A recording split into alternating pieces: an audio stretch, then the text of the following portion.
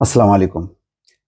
আজকে নয়াপল্টনে ঢল নেমেছিল বিএনপির সমাবেশে। সেই সমাবেশটি শেষ পর্যন্ত মহাসমাবেশে রূপ নেয়। বিজয় উল্লাসে মেতে ওঠে নেতাকর্মীরা এবং একই সঙ্গে তাদের লম্বা সময়ের যেই সংগ্রাম, আন্দোলন, কষ্ট এবং বহু নেতাকর্মী যে তাদের আত্মত্যাগ এবং তারা হারিয়েছে, সেই নেতাকর্মীদের স্মরণ করেছে তারা। ফলে সেখানে আনন্দ, একদিকে আনন্দ, অন্যদিকে বেদনা, তার একটা মিশ্র অনুভূতি ছিল পুরো সমাবেশ জুড়ে। এই সমাবেশে আরেকটি উল্লেখযোগ্য বিষয় ছিল যে মা এবং ছেলে দুজনই বক্তব্য দিয়েছেন, কিন্তু তারা মঞ্চে ছিলেন। স্বাভাবিক কারণে আপনারা জানেন যে দলের প্রধান, সাবেক প্রধানমন্ত্রী, বিএনপির চেয়ারপারসন বেগম খালেদা জিয়া, তিনি মারাত্মক অসুস্থ অবস্থায় এখনো হাসপাতালে আছেন। তার সুচিকিৎসার দাবি যেভাবে বারে বারে প্রত্যাখ্যান করা হয়েছে, খুবই ন্যাক্কারজনক। একটা মামুলি মামলায় বেগম খালেদা জিয়াকে যে পরিমাণ হয়রানি করা হয়েছে, যেভাবে বন্দি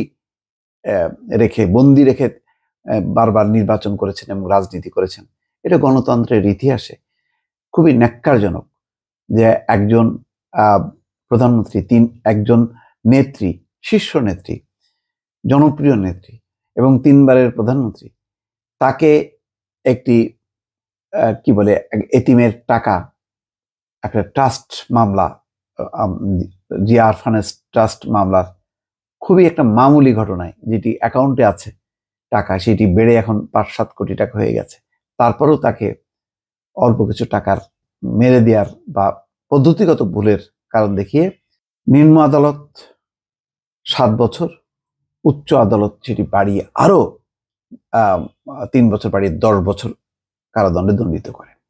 মানে এখানে নিম্ন আদালত থেকে উচ্চ আদালত এত বেশি করাপ্ট এবং বিষাক্ত হয়ে গেছে। সমস্ত আদালত হচ্ছে সরকারি দলের নির্দেশ অনুযায়ী বা প্রধানমন্ত্রীর নির্দেশ অনুযায়ী পরিচালিত হয়।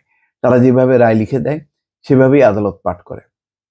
তো সেই রায়ের বদলে, অর্থাৎ একটা প্রতিহিংসার শিকার হয়ে বেগম খালেদা জিয়া মুমূর্ষু অবস্থায় ছিল, তার উন্নত চিকিৎসা বঞ্চিত হচ্ছিল। ফলে এই অসুস্থ অবস্থায়ও আজকে কিন্তু তিনি বক্তব্য রেখেছেন, পর্দায় দেখেছে সমাবেশে আগত বিএনপির নেতাকর্মীরা এবং দেশবাসী, যে একেবারে তিনি বক্তব্য রাখছেন।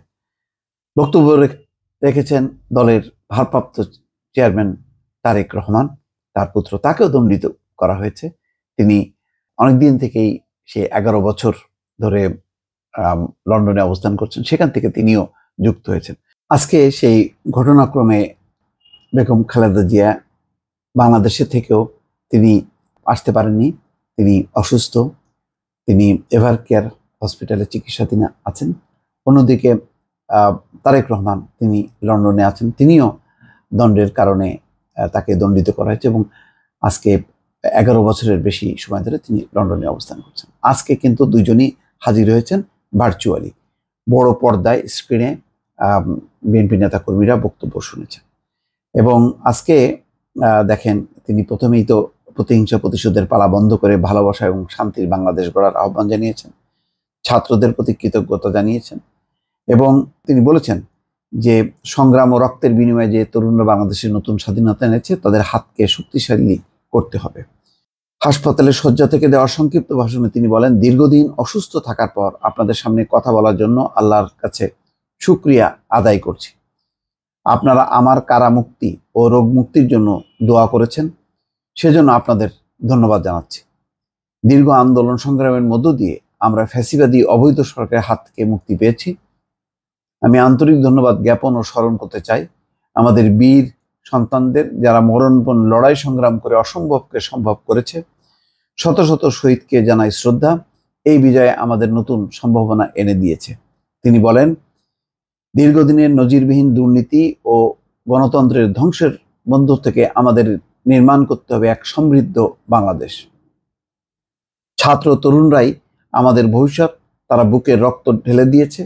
তাদের স্বপ্ন বাস্তবায়ন করতে মেধা, যোগ্যতা ও জ্ঞানভিত্তিক গণতান্ত্রিক বাংলাদেশ গড়ে তুলতে হবে। দেখেন, এই ছাত্র অভ্যুত্থানের মধ্য দিয়ে রাজনৈতিক দলগুলো, তাদের বক্তব্যেও কিন্তু পরিবর্তন এসছে। শোষণহীন বাংলাদেশ গড়ে তুলতে হবে। সকল ধর্ম ও গোত্রের বাংলাদেশ নিশ্চিত করতে হবে। প্রগতি আর সাম্যের ভিত্তিতে আধুনিক বাংলাদেশ নির্মাণে আসুন আমরা তরুণদের হাত শক্তিশালী করি। ধ্বংস নয়, প্রতিহিংসা নয়, আসুন জ্ঞান ভিত্তিক সমাজ গড়ে তুলি। দেখেন, এখানে কোনো আছে আওয়ামী লীগ, শেখ হাসিনা তাদের নাম ধরে কোনো কুৎসা রটনা বা হিংসাত্মক কোনো বক্তব্য সেটা কিন্তু নেই।